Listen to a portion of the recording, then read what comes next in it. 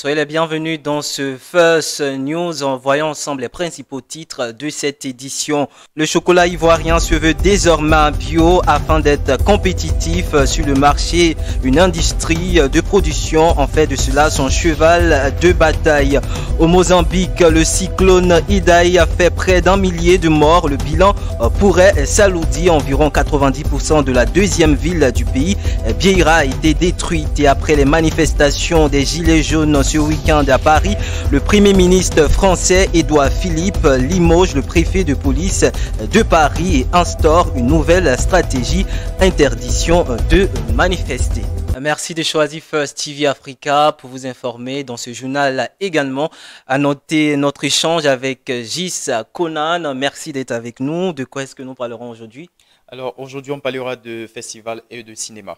Je rappelle que vous représentez le service culture. Ça sera donc d'ici la fin de ce journal. Mais en attendant, en Côte d'Ivoire, le chocolat biologie fait son entrée sur le marché. Une structure de fabrication de chocolat respectueuse donc de l'environnement place cet engagement tout au long de son processus de fabrication de chocolat. Sélection des fèves jusqu'au broyage et à la transformation. Tout est bio. On suit ensemble ce reportage. La chocolaterie d'Anna Mouré cultive la singularité en Côte d'Ivoire au bénéfice de l'environnement. Dans ses ateliers à Abidjan, la propriétaire de l'usine supervise le processus de fabrication du chocolat, de la sélection des fèves, jusqu'au moment où elles sont transformées pour produire des barres de chocolat biologiques et respectueuses de l'environnement. Afin de suivre à fond son engagement pour la planète, la chocolaterie a même recours à un vélo de broyage. Le vélo broyeur est pour nous de mettre en pratique notre philosophie un petit peu éco-responsable. Nous voulons vraiment avoir un impact minime sur l'environnement, donc en utilisant le minimum d'électricité et en faisant un petit peu de sport et en rendant l'activité un petit peu ludique. Madame Mouré explique que les fèves qui entrent dans la fabrication de son chocolat, baptisé Mon Choco, ne sont pas torréfiées et ne contiennent pas d'additifs. Aussi, le produit conserve le goût authentique de la fève crue. Depuis la fève jusqu'à la tablette de chocolat. Et l'une des particularités est que nous ne torréfions pas la fève de cacao, c'est du chocolat cru. Cela permet de garder la saveur de la fève et ses nutriments. Elle est plus riche en protéines, plus riche en antioxydants et le goût est vraiment différent. Bien que la Côte d'Ivoire soit le premier producteur mondial de cacao, il est difficile de trouver des fèves biologiques dans le pays du fait de l'usage systématique des produits chimiques par la majorité des agriculteurs. Conséquence, la tablette de chocolat biologique se vend à 1 500 francs, soit à peu près 2 €. Un prix hors de la portée des consommateurs locaux moyens. Mais ceux qui ont goûté à Mon Choco se disent satisfaits du produit. Le bilan du cyclone Idai qui s'est abattu sur le Mozambique pourrait dépasser le millier de morts. L'annonce a été faite donc par le président mozambicain. Environ 90% de la deuxième ville du pays, Beira, a été détruite selon la Croix-Rouge. On suit ensemble cet élément. Cet homme a dû attendre les secours en haut de cet arbre. Certains habitants ont pu être sauvés, mais beaucoup n'ont pas eu cette chance. Beira est la deuxième ville du Mozambique. Elle compte un demi-million d'habitants. Le président mozambicain a survolé la zone ravagée par le cyclone. Il dit craindre que le bilan ne dépasse les 1000 morts. Les secours sont présents et nous avons demandé à nos partenaires de nous aider davantage. Nous avons du matériel, des volontaires et des médecins qui arrivent à Maputo. On me demande pourquoi des étrangers viennent ici. C'est parce qu'ils savent gérer ce genre de situation et ils ne nous réclament pas d'argent pour leur aide. D'après le gouvernement, plus de 100 000 personnes ont besoin d'aide alimentaire. Les habitants vivent un calvaire. Les tôles, en s'envolant, ont décapité des gens. Certains sont à l'hôpital. On est vraiment mal, on n'a pas de secours ici. J'étais dans ma maison et je dormais. Et d'un coup, le toit s'est envolé. Et je ne retrouvais plus les clés pour sortir. J'ai appelé au secours, on a crié, mais personne n'est venu. Le cyclone et des pluies torrentielles ont aussi frappé le Zimbabwe voisin, où l'on compte déjà des dizaines de morts. Il y a eu des glissements de terrain, et d'après le gouvernement, jamais le Zimbabwe n'a connu de destruction d'infrastructures d'une telle ampleur. Au Sénégal, ce bâtiment étrange et spécial, situé donc au bord de l'océan Atlantique, dans la capitale sénégalaise Dakar, la Maison de la Presse est son nom. C'est un bâtiment qui attire aujourd'hui la curiosité de tous les touristes et habitants de la capitale, car l'édifice, qui a d'ailleurs la forme d'un grand livre ouvert pour symboliser une grande bibliothèque de l'information. Je vous invite à suivre ce reportage. Un immeuble imposant situé au bord de l'océan Atlantique dans la capitale sénégalaise. La Maison de la Presse a été construite entre 2007 et 2012 par le gouvernement de l'ancien président Abdoulaye Wade afin de fournir une plateforme de dialogue et de consultation aux journalistes et aux praticiens de la communication. L'édifice a d'ailleurs la forme d'un grand livre ouvert pour symboliser une grande bibliothèque de l'information. Depuis, de nombreuses institutions ayant élu domicile, l'Association nationale de la presse sportive par exemple, ou encore l'agence de presse sénégalaise, premier fournisseur d'informations pour les médias locaux. L'imposant bâtiment de 8 étages joue un rôle majeur dans l'évolution des médias, comme l'explique son administrateur, le journaliste Bara Ndiaye. La Maison de la Presse est conçue et réalisée par l'État du Sénégal dans le souci qu'il avait de doter les professionnels de l'information et de la communication d'un organe d'échange, enfin de cadre de rencontre, d'échange, de renforcement de capacité, de formation. Parce qu'il y a beaucoup de questions aujourd'hui qui interpellent les journalistes et pour lesquelles ils doivent mener beaucoup d'actions, de réflexion, de partage, d'échange, et la Maison de la Presse sert justement de cadre à ces activités. La deuxième dimension, c'est que la Maison de la Presse aujourd'hui offre à chacune des organisations faîtières qui structurent le secteur un espace de rencontre. Ici, au 3e étage, les affaires se déroulent comme d'habitude. Des membres de l'agence de presse sénégalaise sont plongés dans leur travail. C'est ici qu'ils élaborent des règlements pour améliorer les conditions de travail de leurs employés. Tout n'est pas parfait, comme le reconnaît le journaliste Salif Diallo. Après une brève visite guidée, il explique comment la Maison de la Presse a changé son quotidien sur le plan professionnel. Les locaux permettent vraiment un épanouissement. C'est aéré, c'est vraiment, le bâtiment est très bien fait. Quand vous vous enfermez, il n'y a pas de bruit. Donc c'est insonorisé, vous pouvez faire correctement votre job. Mais les locaux ne se limitent pas aux services de médias. Il y a aussi un hôtel, des bureaux, des archives. Autant de services qui font que d'autres journalistes partagent aussi la vie de Salif Diallo. Les membres du conseil des radiodiffuseurs et des éditeurs de presse, par exemple, qui possèdent des locaux au premier étage. C'est aussi le cas de l'Association nationale de la presse sportive, dont le président Abdoulaye Thiam explique l'importance d'une telle structure. Nous remercions en tout cas les autorités qui ont pensé à notre structure, qui nous permet aujourd'hui de tenir nos réunions dans de bonnes conditions. L'auditorium, comme c'est une maison de la presse, nous, à NPS, à chaque fois que nous avons une activité à faire, nous disposons de cet auditorium sans bourse déliée. Nous faisons nos réunions dans des salles, il suffit tout simplement d'avertir à l'avance le directeur ou bien ses services.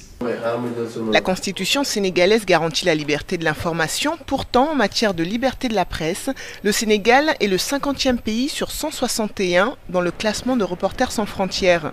Beaucoup de travail reste donc à faire pour améliorer les conditions de travail des journalistes sénégalais.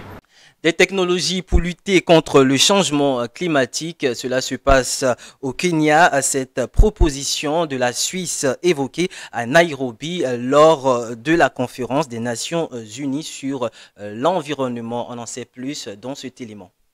Des technologies visant à extraire du carbone de l'atmosphère et plus encore d'autres permettant de bloquer une partie de la chaleur du soleil pour refroidir la Terre pourront bientôt être utilisées pour répondre aux questions liées au changement climatique. Cette proposition de la Suisse évoquée à Nairobi lors de la conférence des Nations Unies sur l'environnement pourrait donner lieu à l'examen de ces technologies controversées. Cette Assemblée des Nations Unies pour l'environnement a décidé de relever les défis environnementaux les plus urgents depuis des générations, fermement engagée, unie et déterminée à rechercher une voie durable pour les générations futures. C'est le moment et l'heure que nous définirons. Nous avons les preuves scientifiques, nous avons maintenant les politiques. Il est temps d'agir. Ces technologies, pour certains, présentent d'énormes risques pour les personnes et la nature et pourraient compromettre les efforts de réduction des émissions de gaz à effet de serre. De notre côté, les écologistes militent pour une réduction rapide des émissions grâce à l'utilisation d'énergie verte, à la préservation des forêts et à des mesures similaires visant à promouvoir le développement durable et à lutter contre le réchauffement de la planète. Newton Owino, un Kenyan qui fabrique des produits en cuir à partir de peaux de poisson, veut apporter son appui à ces initiatives. Je souhaiterais que nous puissions avoir de plus en plus de personnes pour faire acte de présence, pour innover, pour proposer des innovations basées sur les ressources en eau. Cela nous aiderait en réalité à promouvoir les activités de conservation le long des plans d'eau. Comme par exemple, maintenant je travaille la peau de poisson et ceux qui tuent les reptiles comme des crocodiles pour leur peau peuvent maintenant avoir une alternative et ceci est une manière de conserver réellement l'écosystème marin. Pour atteindre les objectifs mondiaux en matière de changement climatique ou encore de développement durable, les experts interpellent sur une gestion responsable et efficace des ressources naturelles. Actualité hors du continent africain, à présent, le Premier ministre Édouard Philippe a serré dans tout de vis la politique de fermeté face aux gilets jaunes à Matignon. Il a prononcé une allocution, il limoge le préfet de police de Paris et durcit sa politique avec une nouvelle stratégie, interdiction des manifestations dans certains quartiers, amende de 135 € en cas de manifestation interdite. Plus de détails dans ce reportage. Saccage, pillage, affrontements. Des scènes de violence répétées à Paris, Toulouse ou Bordeaux. Pour y mettre un terme, le gouvernement veut dès samedi interdire les manifestations. Les détachements d'action rapide, à l'œuvre le 8 décembre par exemple, seront transformés en unités anti-casseurs. Pour l'opposition de gauche, ce n'est pas la bonne réponse. Je ne crois pas que les réponses soient des réponses techniques ou voire encore plus répressives. Ce n'est pas ça qui calmera la colère dans le pays. Que ça soit toujours une contravention, celui qui passe au-delà de l'interdiction, ça ne suffira pas. Il faut que ça devienne un délit pour qu'on puisse interpeller ces individus dès lors où vous avez le premier rassemblement pour éviter que ça fasse masse. Des dysfonctionnements reconnus, une stratégie mal exécutée et un préfet limogé. Michel Delpech, chargé de la sécurité à Paris, sur la sellette depuis les premières violences du mois de décembre, doit quitter son poste. Cette fois, c'est l'opposition de droite qui s'insurge. Faire porter la responsabilité de l'échec du gouvernement, un échec d'ailleurs revendiqué ce matin, aux fonctionnaires de police et aux préfets de police, est quelque part indigne et honteux. Dès mercredi, il sera remplacé par Didier Lallemand, actuel préfet de la région Nouvelle-Aquitaine. À lui de mettre en œuvre à Paris le nouveau plan du gouvernement. À la une de l'actualité également, cette fusillade aux Pays-Bas après une journée de chasse à l'homme. Le suspect de la fusillade d'Autriche a été arrêté, de quoi soulager la population néerlandaise, même si les motivations du tireur restent floues au lendemain de l'attaque. On suit ensemble ce reportage. Quel était le motif du tireur d'Utrecht aux Pays-Bas? C'est la question que tout le monde se pose désormais au sujet de la fusillade qui a fait 3 morts ce lundi sur une ligne de tramway de cette ville du centre du pays. Le suspect, un homme de 37 ans d'origine turque, a été arrêté après 6 heures de recherche et d'opérations de police. D'abord qualifiée de terroriste par les autorités qui n'ont fourni à cet égard aucun élément, l'attaque pourrait être en fait liée à un différend familial, une hypothèse venue, selon l'agence de presse turque, de proches du suspect. Gökmen Tanis était en tout cas connu des services de police néerlandais pour une affaire de viol, selon la télévision.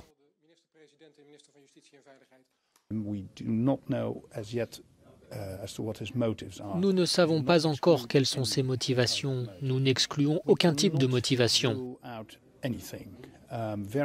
Nous ne pouvons rien exclure. Diverses informations circulent dans la presse, sur les réseaux sociaux. Je l'ai dit lors de cette conférence de presse. S'il vous plaît, nous devons rester calmes, ne pas spéculer. Il est important que l'enquête indépendante aille de l'avant. Oui, le suspect était connu du ministère de la Justice. Il avait un casier judiciaire. Après la fusillade, le niveau de menace terroriste a en tout cas été relevé à son plus haut dans la province d'Utrecht. La sécurité a été renforcée également dans les bâtiments gouvernementaux, les mosquées, les aéroports, notamment celui d'Amsterdam, et la police a ordonné aux écoles de la ville de fermer leurs portes.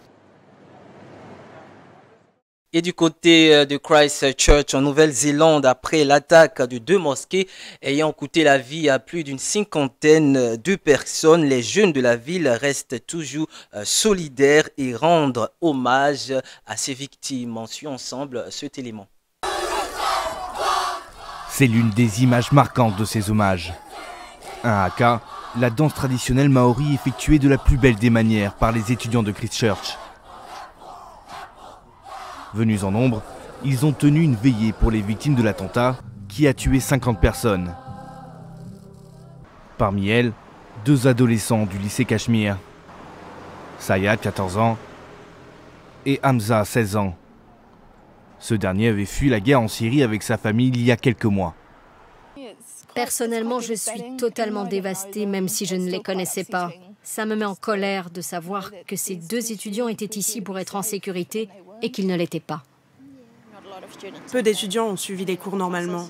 On est surtout restés entre amis pour se soutenir avec les psychologues. Un hommage également rendu par cette église. 50 paires de chaussures peintes en blanc sont étalées dans l'herbe, symbolisant les victimes disparues. Dans la foi musulmane, vous enlevez vos chaussures avant de rentrer à la mosquée pour prier. Et quand vous regardez ces chaussures vides et que vous considérez les personnes qui les portaient et la vie que ça représentait, ça vous ramène un peu au poids de la tragédie. Au cimetière de Christchurch, des ouvriers étaient à l'œuvre ce lundi. Mais aucune information n'a été donnée concernant la date des funérailles. Tous les corps seront restitués aux familles des victimes d'ici mercredi, seulement après des vérifications dans le cadre de l'enquête. Présidentielle slovaque, la libérale Zuzana Čaputová en tête du premier tour. L'avocate de 45 ans, opposante du gouvernement de gauche, affrontera le commissaire européen Maroš Šefčovič, soutenu par le parti au pouvoir lors du second tour prévu le 30 mars prochain. Les Slovaques sont appelés aux urnes pour le premier tour de l'élection présidentielle ce samedi. Une candidate fait figure de favorite, Zuzana Čaputová, chef adjointe du parti Slovaquie progressiste. Cette avocate libérale, défenseuse de l'environnement et critique du gouvernement, posséderait un léger avantage sur Maroš Šefčovič. Le vice-président de la Commission européenne est de son côté soutenu par le parti au pouvoir. Le scrutin est marqué par la récente inculpation d'un homme d'affaires pour avoir ordonné l'assassinat du journaliste Jan Kuciak et de sa compagne l'an dernier. Le journaliste enquêtait alors sur des cas de corruption et de fraude au plus haut niveau de l'État. Le crime, qui avait profondément ébranlé la population, a provoqué une grave crise politique dans le pays qui perdure aujourd'hui. Zuzana Čaputová pourrait tirer profit de l'inculpation puisque l'homme d'affaires en question est soupçonné d'avoir des liens avec le parti de son adversaire, Šefčovič. Au total, 13 candidats participent à cette présidentielle et aucun ne semble pouvoir l'emporter dès le premier tour. Le second est prévu dans 2 semaines. Et parlons culture à présent, Gis Conan nous a donc rejoint le festival des musiques urbaines d'Anomambo Femua 2019, c'est pour bientôt. Oui. Alors, la cérémonie de lancement de la 12e édition du Festival des musiques urbaines d'Anoumambo, FEMUYA 2019, s'est tenue ici même à Abidjan en fin de semaine dernière avec pour pays invité le Burkina Faso. La grande innovation de l'édition 12 du FEMUYA est le pays hôte, puis également le thème de cette 12e édition fait un clin d'œil aux femmes, d'où le thème genre et développement. Concernant la décentralisation du FEMUYA, le commissaire général a annoncé la ville de Gagnoa, l'école primaire Magisystème du village de Bayekou-Bassir sera inaugurée à l'occasion du FEMUYA 12. Il y aura également un centre culturel pour enfants à Bingerville. Rappelons aussi que les festivités se dérouleront du 23 au 28 avril 2019 avec comme programmation artistique Bissango Maria du Burkina Faso, Ouma Sangaré du Mali, Chidima du Nigeria, Ala Thérèse de la Côte d'Ivoire, Caris de la France, Estra Musica de la RDC Congo et bien d'autres. Très belle affiche musicale pour le FEMUYA 12. Très belle affiche artistique concernant donc le FEMUYA 12. Parlons cinéma. À présent, la grande première du film burkinabé Non Loti, c'est pour le début du mois d'avril 2019.